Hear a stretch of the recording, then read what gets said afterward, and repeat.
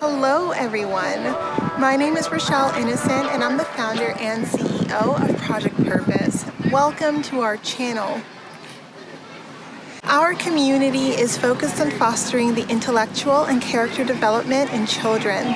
We do this through our parent-child workshops that are focused on 4 themes: autonomy, self-efficacy, compassion, and self-concept, in order to cultivate grit, perseverance, and resilience in each child. And we are so thrilled to be offering one of the first of its kind digital, virtual, and continuous learning environments, enabling parents and children to connect from all around the world. At Project Purpose, our overarching mandate is to renew and rebuild family, community, and relationships. Our different social media platforms provide us with an opportunity to have discussions and to create space on all topics that relate to family, community, and relationships with ourselves as well as with others, with a primary focus on mental health and education. More precisely, the ways that the institutions of mental health and education play a role and have played a role in our societies at large.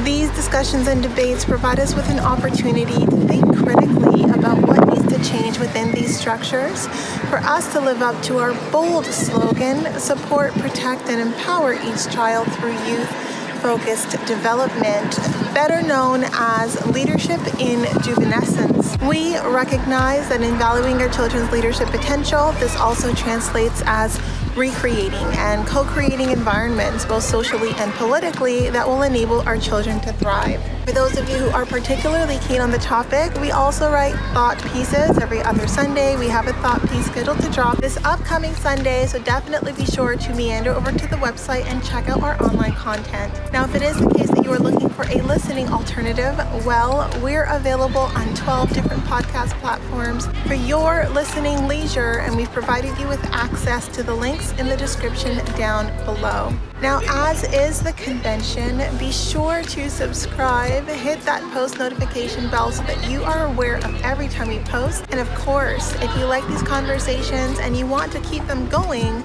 like, comment, and share this segment. Let's get into it.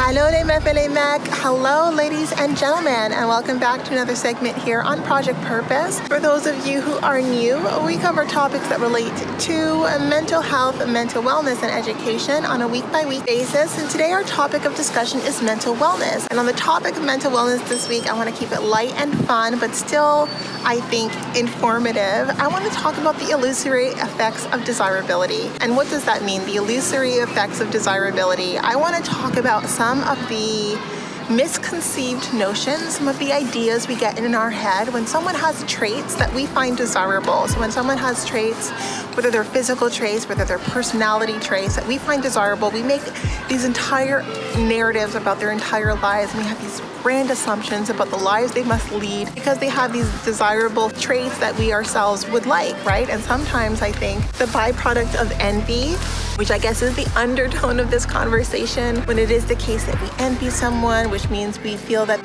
we would want the traits that they have, or we don't feel that they deserve the traits that they have. That's typically attached to the life you assume that they're leading because of those traits. And so I want to debunk some of the comical misconceptions that I have heard from people who thought that I had different traits that they themselves thought were desirable, which of course is a compliment, but I think that, the narrative around the trait is not complimentary, it's entirely false, and it creates a lot of unnecessary contempt, right? So I think when it is the case that we have these assumptions that people live specific lives because of the traits that they carry, I think it can allow us to fall into a way of thinking that isn't helpful to us, but also isn't helpful to build and create connections with new people who have traits that you yourself admire. So all of that to say, let's just jump right into them. And again, I want to keep this light and comical, but it's still serious, because I think a lot of us, and even if they're not the traits that I mentioned in today's video, a lot of us have a lot of assumptions about the people who carry traits that we admire and that we desire. And not all of us admire and desire the same traits, but many of us have contempt towards people who do have the traits that we admire and desire if we feel that we ourselves are unable to attain those traits or do not have those traits that they're physical. So I think a caveat to this conversation is everything that you have is enough. And I think when you look at people from a scarcity mindset, you assume that what someone's gain is your lack, right? And I think that we need to recognize that there's room for all of us, all of our individuality, which means we don't need to be envious about the traits that we don't have. We can focus on the traits that we do. So figured I'd start off with that little, service, that little public service announcement before we kick it off into today's segment. So a universal assumption that I've heard across the board about the most baseline trait, which is physical attraction. If someone is physically attractive, we always assume they must lead wonderful, positive, happy lives. And this is because a lot of the dogmas, a lot of the narratives, a lot of the traditions and norms make these grand assumptions that if you're good looking, then that means that you have like a perfect life that has no problems, that has no issues. And we assume those biases and those beliefs on the people around us. And this couldn't be further from the truth. And I think that there's a lot of conversation around pretty privilege. And I want to talk about the underbelly of pretty privilege. Yes, I think that for those who have different features that others might find physically attractive, that there can be benefits, like there can be allowances and flexibility in certain areas. But it also comes with a lot of pitfalls that I'm not sure anyone really thinks about. And I remember when I was living in France, I was having a conversation with a colleague and I had just gotten catcalled really aggressively, really rudely by this one man in the street. And I was brushing it off. And she looked at me and she was just like, well, no man ever notices me. No man ever, calls on me at all, like whatsoever. And there was a little bit of a note of bitterness in her voice. And I was like, that might mean that you attract men who are more respectful, but I don't see how anyone could have contempt or resentment towards the women who are attracting negative attention without trying to. And I realized that,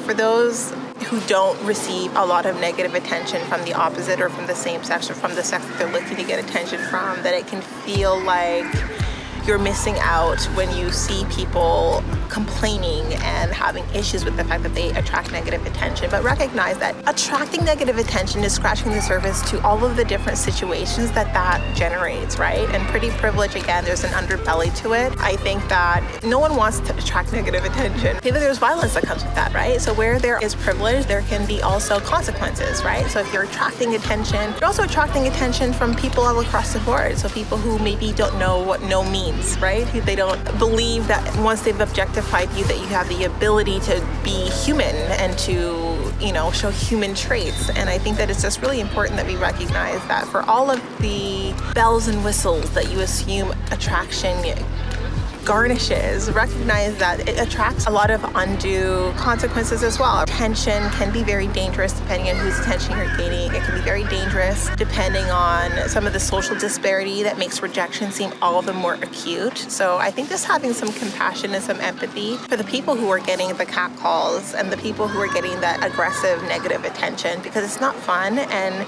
sometimes it's downright scary. Another fallacy is just the idea that someone who has a trait that you admire, like they have this quality that really impresses you and that you really are attracted to, that doesn't mean that they're completely healthy, right? So I think we need to recognize that all of us are like our fingerprints, right? We're very individualistic in the way that our traits and our personality comes across, and we could have one trait that's like a beautiful trait, but if it's mixed matched with other traits, it can translate in really ugly ways too. So I think just assuming that because someone has a specific trait that automatically makes them this wonderful human being, I think that is really flawed logic that can really get you trapped in a web of confusion, right? Because you're going to keep coming back to this idea, well, this trait means this. And it's like the traits don't mean anything other than what the person's behavior is informing you of the meaning of those specific traits. I mean, there's no universal rule that someone with a given trait is going to act or is expected to behave in a certain way. And I think that if we continuously govern ourselves with these unspoken, unverified, unrealistic rules, then we're always going to set ourselves up for failure. So I think it's really important that we recognize that desirable traits doesn't mean altogether a desirable person. Even the most unsavory individual can have traits that are really desirable, right? So we just need to really take our time, feel the person out, get a real sense of who that person is as an individual before we make any choices that might impact us in the long run. And last but not least, the illusions of desirability. Just because someone's desirable to you doesn't mean that you're desirable to them. And this is the bitter pill that no one really wants to swallow, because we always want to assume that the object of our affection would mirror our affection. And I think that it's realistic, though painful, to hear that that's not always the case, right? Your ideal might not be the ideal of the person that you're idealizing, right? And also recognizing that idealizing people to some extent is a form of objectification. So it's exercises that we probably shouldn't be involving ourselves in, or we should at least, temper ourselves just a little bit. But it's important to recognize that we all have a right, we have a choice to like and be attracted to who we are or aren't attracted to. And so for me specifically, I can tell you there's no rule or science to who I'm attracted to. Like physically, it's a presence thing. Real broad generalizations like, race, ethnicity, like those things really don't inform my attraction. Like that, for me, I'm such an individualist. Like you as an individual is going to be what attracts me and what doesn't. So your package as an individual, your presence as an individual, your personality as an individual will be what attracts me. There's no carbon copy of what Rochelle is attracted to. And I think that can be really a misguided way of trying to find love. If you have a carbon copy and you can't seem to find attraction outside of that. And again, physically, there are certain physical attributes that I like, but there's not like a physical archetype that is like my archetype. And I would assume that that's the same for most people. If I wanted to come on here and I want to talk about that, because I think desirability doesn't need to duplicate itself. Desirability can shift and evolve as we shift and evolve as human beings. And I think that it's important for me to say that, because I think that, especially for me, my dating history has been so eclectic. I've dated people from all over the world, and I've not dated a lot of people, but enough people from different backgrounds that I hope that anyone who is looking at my dating history would see that it's really about the person. It's really about their presence, who they are as individuals, and less about what they come packaged in, if you get my drift. In any case, that's it. That's it for today, but definitely not all. I hope that it was amusing, but also informative. I wanted to give it a little bit of a comic tone. I want to lighten up the videos a little bit. The last 4 have been a little bit heavy, so today's video is a little bit of a shift. Now, before letting you go, I would be remiss if I didn't let you know that we will be going live at least twice a month, every month for the foreseeable future on our Facebook page, so definitely be sure to tune in. Now, these events are paid events, so if you do see yourself participating in our community on an ongoing basis, then I do suggest that you take a look at one of our package plans. Yes, so we do offer package plans over and above our live events, as well as access to webinars and workshops largely focused on self-mastery over and above these events. So definitely be sure to check it out. Be part of our game changer community, being part of the change that you want to see, allowing us a small role to play in your journey. We are on the road to 1K, so we invite you all to check us out. Follow us across all of our social media platforms, and we look forward to chatting with all of you very soon. We'll talk to you later. I just feel like the world's into me.